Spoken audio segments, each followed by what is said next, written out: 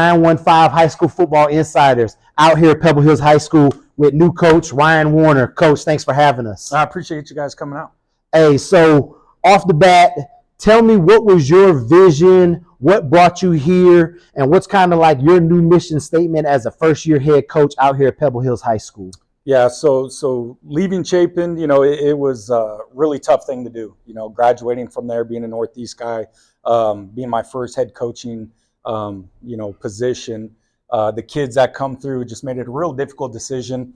The decision actually was before I took over Chapin. I was in 6A for 10 years. At Franklin High School, I spent 10 years. I was the offense coordinator, assistant head coach to Darren Walker, and I just loved the competitiveness of the district and that week in and week out. And I thought, I told myself if I had the opportunity to get back to the 6A, that was really one of my goals, one of my professional goals.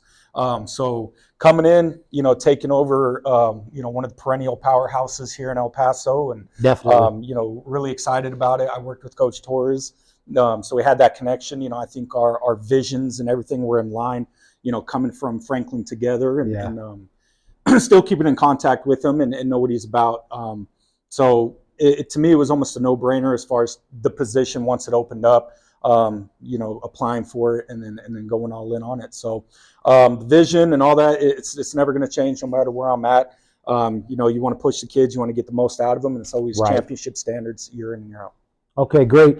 And you hit on a couple things that address your coaching resume. And if you want to talk about that real quick for some people who might not be familiar with it, because I told you, quite frankly, your coaching resume made you the perfect pick for this job when we talked a long time ago. Yeah. So if you can just go over that, like what from the time you started playing football to the time you got to here as a head coach, just hit that resume a little bit for people who aren't familiar with it. So I attended Chapin High School. I was the first graduating class. I played for Darren Walker, graduated in the class of 2004. After that, I was fortunate enough to continue my playing career at Eastern Oregon University. Bounced on both sides of the ball, played some offense, played some defense. Came back to El Paso, volunteered my first year at Franklin High School. And then my second year, I was able to get picked up full-time on staff with Darren Walker over at Franklin. Spent 10 years there, 5 years. The last 5 years, I was the offense coordinator. And then Chapin opened up, and to me, it was, my alma mater. It was everything. Chapin, prior to me taking over, had 2 seasons where, things just weren't going their way. They had some ups and downs, some issues. Fortunate, very fortunate to get that job, and proud of the job we did. I do feel like it was rebuilt. I feel like it's back to where it's expected to be year in and year out. So that was, what brought me to that 4th year. And I think they're good kids, good coaches, are in a great spot, and still proud of that program.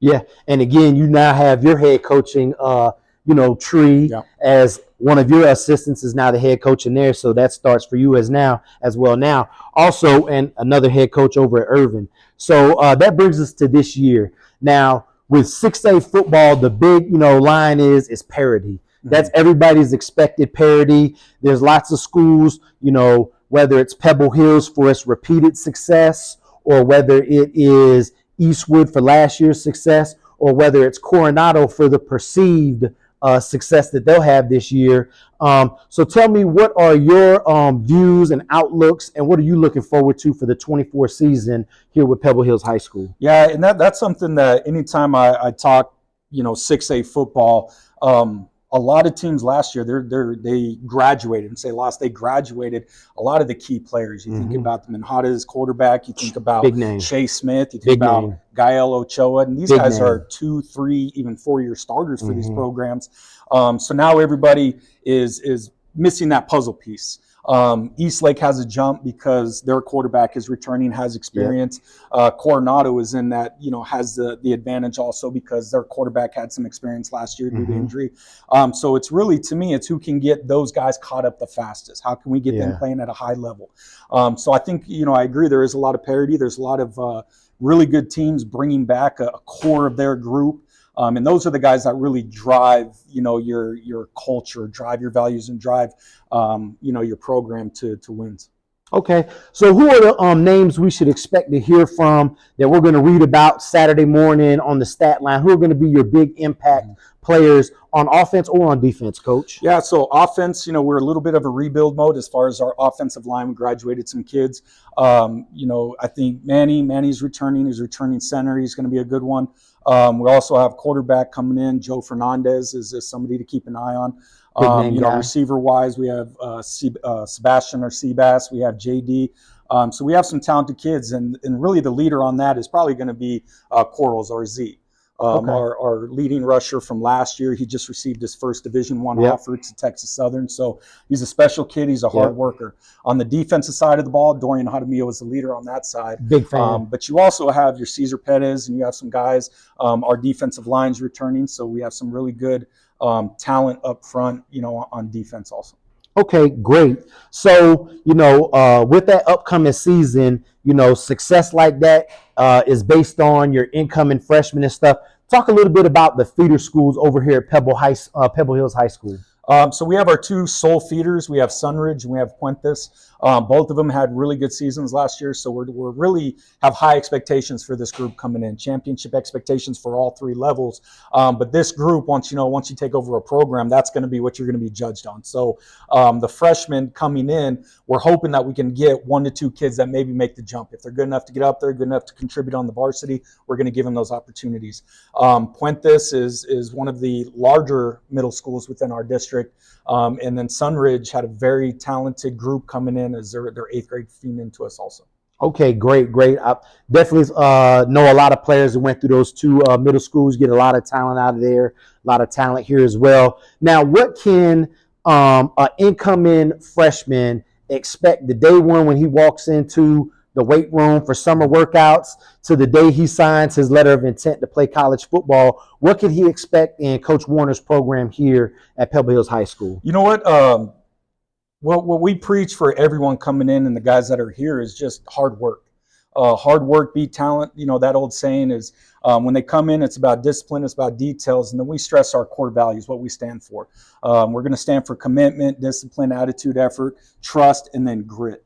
And that's the one that we added when we came over here was that grit, that mental fortitude that's going to separate you. So coming in, that's something that even when I was at Chapin to this one, that we always hold true is that commitment level. How well do you want to be or how good do you want to be when you leave here is really going to be up to you, because once you're on campus, we're going to push you to be the absolute best that you can be.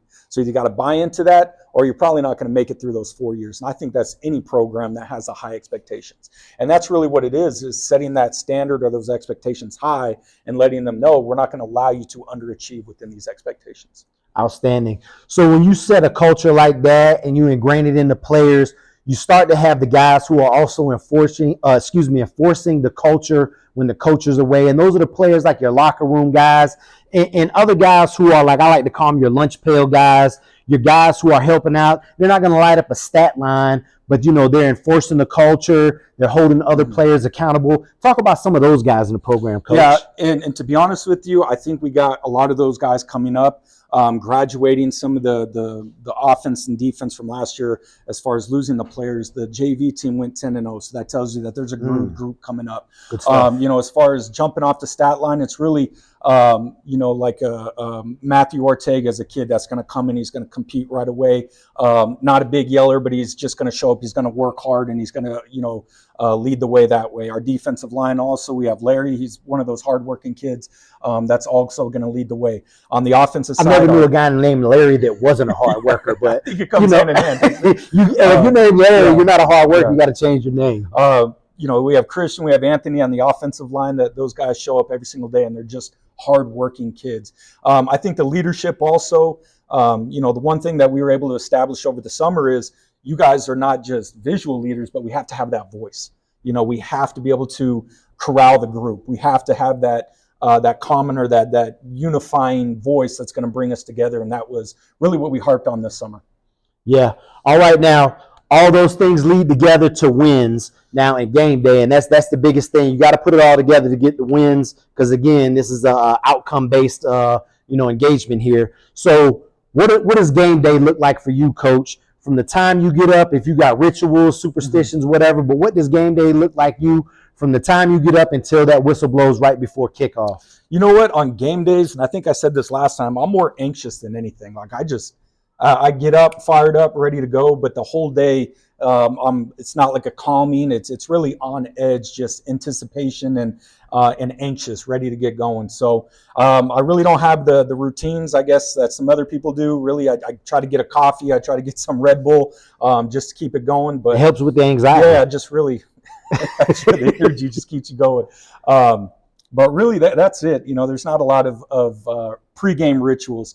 After the game, just try to get home, grab some. If my son's with me, we'll go get something to eat after the game, and then we'll get to the house, and the film's going to be up. I'm going to peek at the film, get a jump on that for the next morning.